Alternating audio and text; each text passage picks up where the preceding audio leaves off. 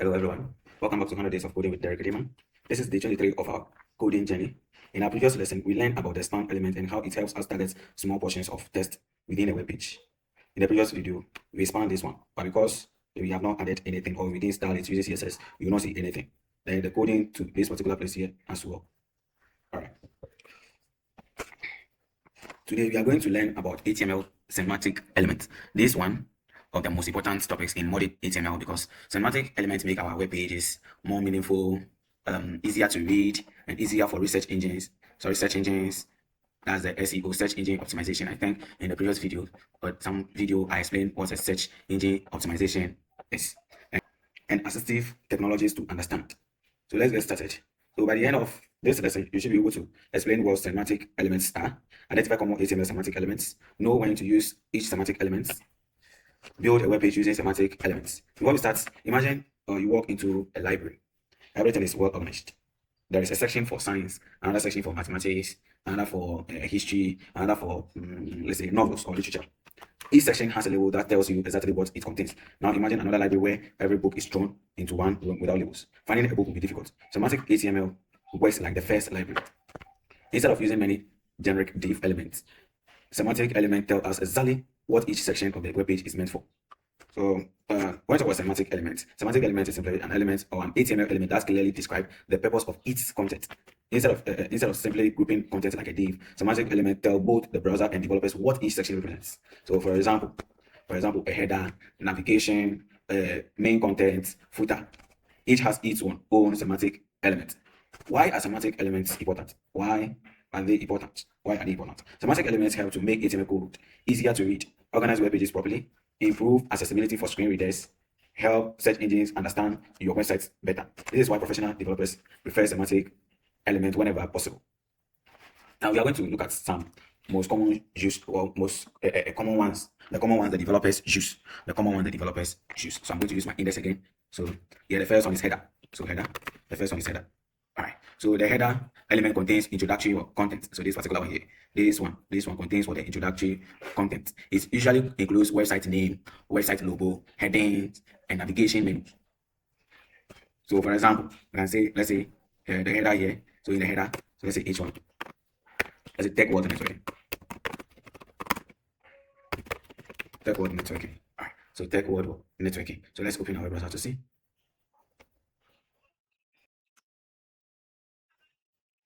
Then we also have the navigation as well. Navigation. So nav, that's a nav. So this one here. So the navigation or the nav elements contains navigation links. So for example, we have something like this. So let's say you know how to include link, the anchor, then href. We talked about this one in the previous some videos. So let's say we want to include the day 5. So day 5.html, day 5.html.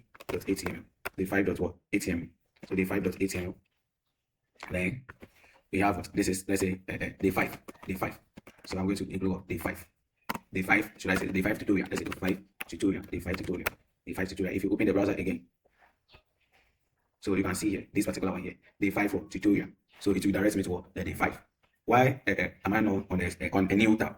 The reason being here is that I didn't use target. Target is equal to blank, that particular one. So I'll not go to a new tab. Alright. Or you can also use the navigation. So the navigation here. So the navigation, this particular, let me copy this one here. Then I paste it below. So this one I'm going to include the day, let's say form. Let me include the form here. The form. So how did I name the form? So how I name the form, that's complete form.html. Complete form.html. If you open the web browser, you still see the same thing there. So this one here, the form. HTML form. Let's say HTML form. So if you open the browser, you will see it that way. Alright. So this helps users to move around your website freely. We also have the main as well. The main. So the main. As the name goes, the main. So the main element contains the primary content of the web page. Everything unique to that page usually goes inside that main tag. So for example, let's say welcome. Let's say welcome. Let's say welcome. Then the next one, let's say this is my home page or this is a home page. So a paragraph. Let's say this is what? The main page or the home page. The home page. This is a home page. Here. So if I open my web browser, so let's open the web browser again. So this one here, this one. You may not see the effects now, but as we learn ahead, you will see the effects in the future. Then we also have section. You have the section. So this one here. So a section groups related content together. For example, about us, services, contacts. So for example, let's say about us. So let's say in this section, I'm going to what? About us. So let's say H2. The heading there is H2. About us. Then we have, let's say we teach coding. We teach coding. Then let's say about us, we teach coding. Let's say we teach coding. We teach coding. We teach coding. All right.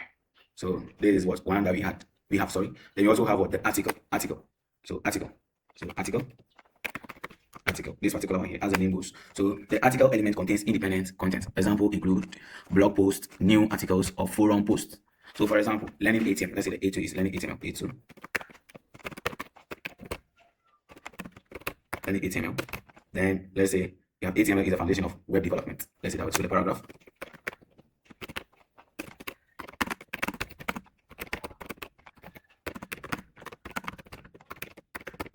Yeah. Then we also have a site as well. We have a site. We have a site. So a site. So aside here, this is the elements or the element that contains content related to the main content but not part of it. So example, advertisements, side notes, related links. So let's say aside here, let's say related articles. Let's say that way. So aside paragraph. Let's say related articles. So let's open the web browser for you to see. So this one here. Then you also have footer. We have footer. So footer. Let me leave space. So the footer here appears at the bottom of a web page. It appears at the bottom of a web page. So for example, let me open this particular one here for you to see.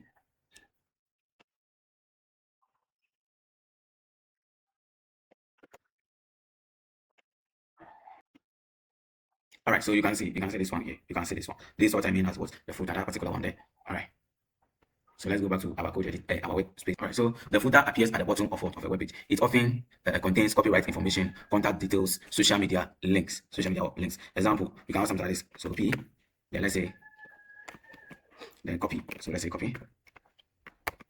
Then let's say 2026. Derrick-Redeemer. So let's say Derrick-Redeemer. All right, reset. So let's say all right, reset.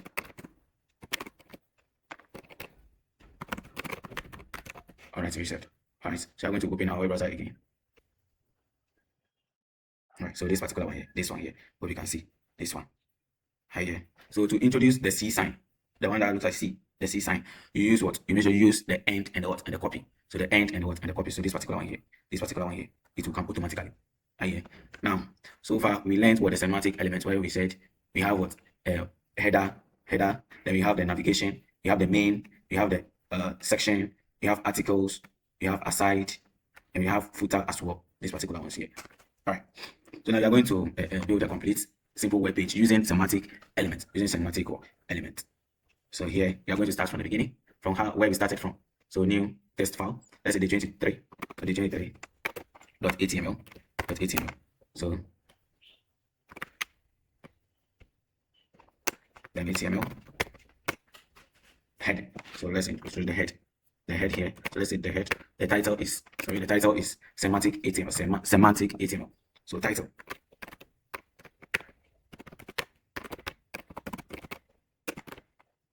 HTML. Then the body. So you're going to what? The body here. Let's say you want to include header. We include everything that we learned so far. So the body.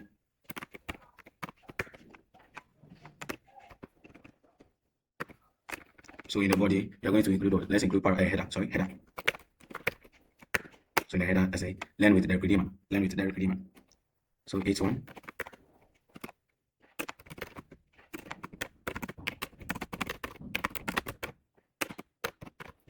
Learn with Derrick-Redeemer. Then let's introduce a navigation. The navigation here. Let's say we want to include the headings.html, then the complete form. So you're going to include that. So navigation. Now, so the navigation in the link. That's href equal to what? So let's say complete form. How you save your file? Complete form .html. Then let's say HTML form. And let's come to the next one. Let's say we want to introduce the headings. Let's say headings.html. So href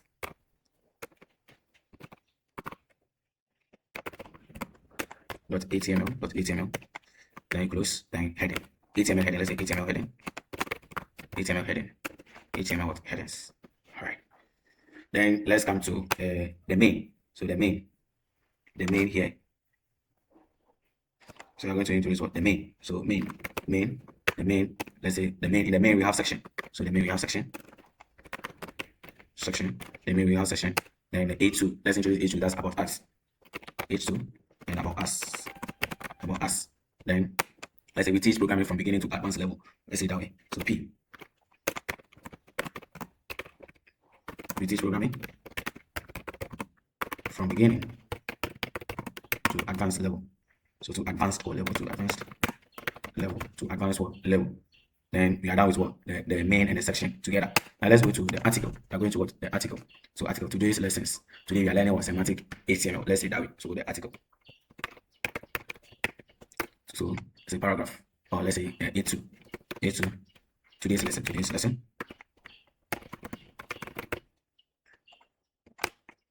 Then let's say today we are learning semantic element. So paragraph.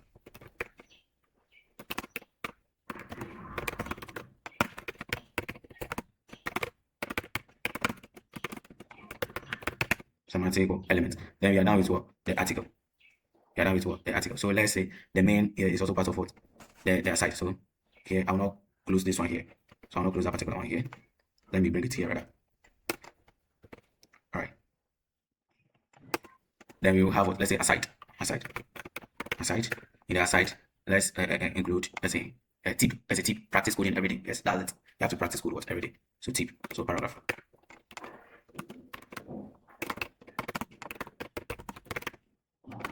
Practice coding every day. Then we are done with what the main. Let's go to the next one. Let's say footer. So let's say footer.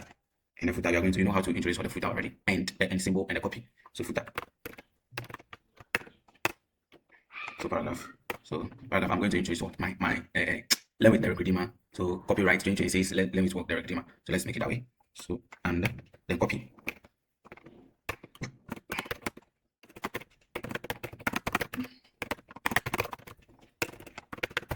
Derrick-Redeemer SAP.